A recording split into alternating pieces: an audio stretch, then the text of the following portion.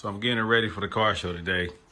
Good Enough Garage Car Meet number 4 this year over in the Tri-County, Cincinnati, Ohio area. It's a very nice show. This is the 4th one, like I said, that they've had this year. I've been to all of them this year, and I can compare this year to last year. Last year was crazy, but this year is insane. It draws quite a crowd. So I'm looking forward to that. That's today at 6 o'clock. Shout out to Good Enough Garage. At the moment, I'm getting my car ready, getting my passenger front headlights buffed. I got to wet sand them and buff them. It's funny because the driver's side I replaced when I had like a little issue, a little front end collision. And so I replaced that one with a used one, but I found one online that was super clear.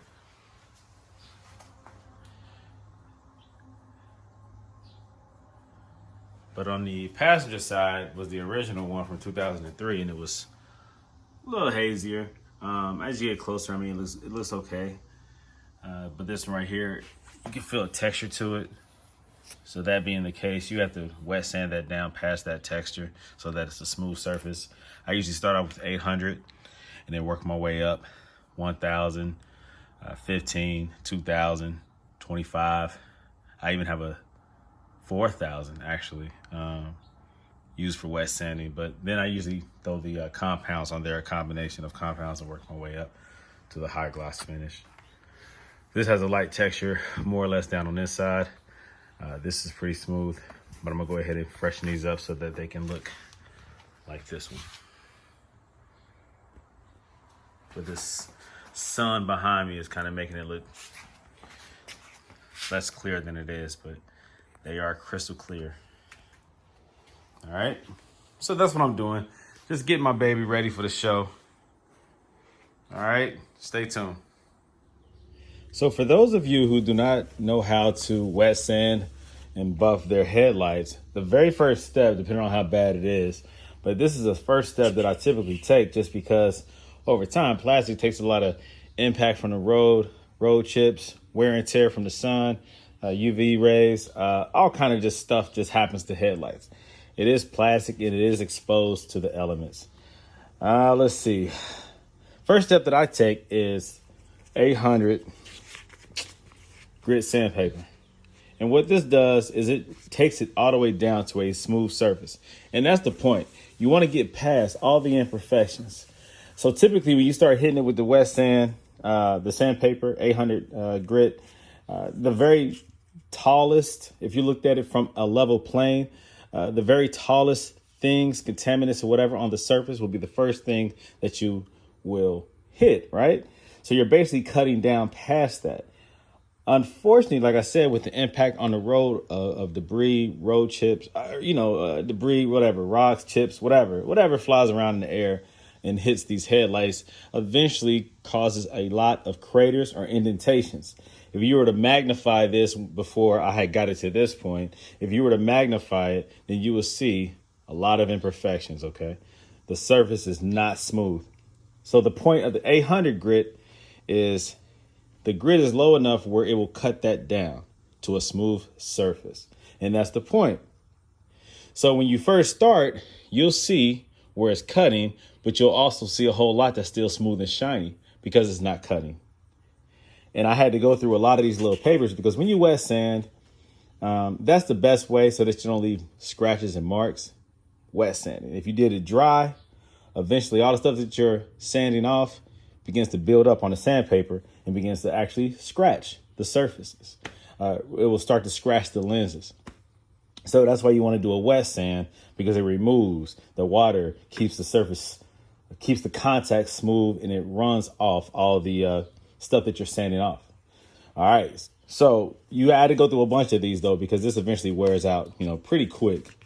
It's a lot of cutting involved. Some people might go beyond or go a little lower to 800 grit, but I think 800 is safe because as you build it up from 800 to 1,000 to 15 to 2,000 and plus, it eliminates all the prior scratches that you're putting into it. I mean, because I honestly, you're putting fine scratches, 800 grit scratches into this. But that's why you build up slowly and it removes all the scratches and you have a high gloss finished headlight. And so that's the point. So just take your time. Don't rush. You might want to stop when you see the most roughest part smooth.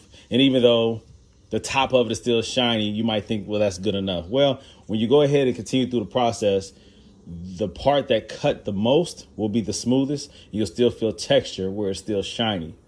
It takes a while because the indentations, the top surface is rather smooth, and that's why they look okay. But really, you have craters, like I said, and indentations and holes that you have to sand down too. So you are cutting a lot of this clear headlight plastic in order to get to it. I've seen some cases where there's like a laminate or some type of top surface on it that is hard to cut through. I mean, because I don't know, when they make these, maybe they do put some type of protective coating on top. But over time that wears and it flakes and it peels and it just breaks down. And it's hard to sometimes to sand past that. And you can get impatient and rush and just say, this is good enough. Well, the results will be, the work that you put in initially. So take your time, do it right. Like I said, so far I've only done 800. It took a long time just to get all of it smooth. It took a long time because I'm taking my time. Don't use a tool. Don't use a sander. I mean, just take your time, man. It's worth it. And also make sure that you tape off around the headlight to protect your paint. I can see here where it started to come back, you're using water. So water will eventually break down this tape and start pulling it off. So try to keep all that stuff protected because you don't want to mess up your paint. All right, this is so far 800. Next is 1,000. And like I said, I'll go all the way up to 15, 2,000, 25, and then I'll start using my compounds. I use 3 different ones: a cutting, what is it? I don't know. It's 3 different ones. Whatever. Three different steps that I use. I use the Wizards. Same thing I use on my paint. I'm using my headlights. Some people put a wax on top of it when it's done. My 3rd step actually is a polishing of wax. So, all right. So we'll see. I already know how it's going to turn out. You know what I mean? Just take your time and it'll be nice. All right. It's going to be beautiful. It's a big contrast between that and that, but we're going to get it there. I promise you that. All right. Holla back. Okay. So far I have hit it with the turbo cut. Okay. The next step is the finish cut, but you're not finished. Next is the shine master. So this is what it looks like now with just the turbo cut. I sanded it up to 1500 with the sandpaper, wet sanding. And then I decided to go ahead and just say, forget it. Forget the 2000, 2500. I'll just go to the turbo cut. If you read this here, it removes 1200 to 1500 grit scratches. So it's perfect. So I wet sanded it up to 1500 and then I hit it with this. Also, another key to these headlights and any type of wet sanding, buffing job that you're doing, whether it's on the body, headlights, or whatever, make sure that you switch these out. Don't use the same foam pad for all the different compounds. I use this right here for the turbo cut, and I put it back in this bag. And I have the bag labeled for the turbo cut. Then I go right here. I label this number 2. This is the foam cut yellow pad. I use this for the finish cut, okay? Then I use the shine master on this one. This is number 3, the final polish. This is a much softer pad. This is what you need. Anytime you use the same pad for all 3, you're mixing all 3 and you'll get a horrible result. You're never really doing it the right way. You have to do it the right way. Again, what you put into it is what you get out of it, okay? So don't mix them up on the same pad. It's horrible. Don't do it. I've done it in the past. Just don't do it. Spend the extra money, get 3 different pads, and have fun. So this is where we at so far. You already can see through it. It's clear, but it still has a very, very slight haze. It's not as bright as this one yet, but trust me, here it comes. All I gotta do is do the finish cut and then the shine master, and I'm done. All right. Again, make sure you tape off the surrounding area. You don't want to wet sand your paint, because then you have to go back and do more work. So the more prep, the better the results, the less work you'll have to do at the end. Also, when you're applying the polish to the headlights, I don't like applying the polish to the actual pad because it slings all over the place. I mean, no matter what, you're going to get a little splash. Just the natural breakdown of it is, goes from a liquid to kind of like a powder, and it kind of, gets flung around a little bit. But I like to apply it directly onto the headlight by hand. Just put it in my hand and smooth it on like that. kind of make sure you get it everywhere you want it to be, so that as you're hitting it with the polishing pad, as it's disappearing, you know that you're getting all your spots. Okay, just a little tip right there. If you put it on a pad, you could be missing spots and not knowing it. Doing it this way, you're knowing exactly where the pad contacts the headlight. So when it's all gone, you're good. Also, don't be lazy with it. Move around, stand up, get low, get high. Don't be lazy with it. Laziness when it comes to polishing will lead to bad results. Sometimes burning, sometimes just not enough, contact, sometimes too much contact. So take your time. Don't be lazy. Get up and move around.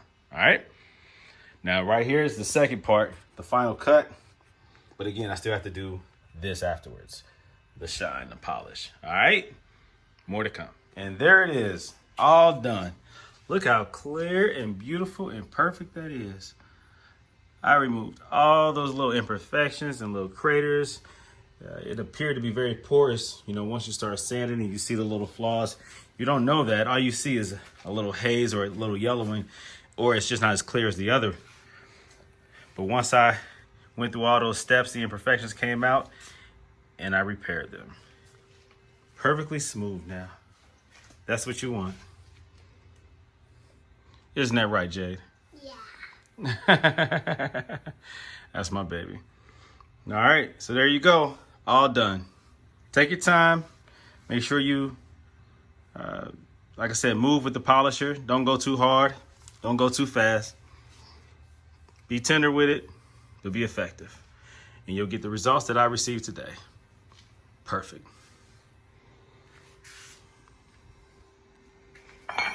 Whoops. I just knocked my coffee over.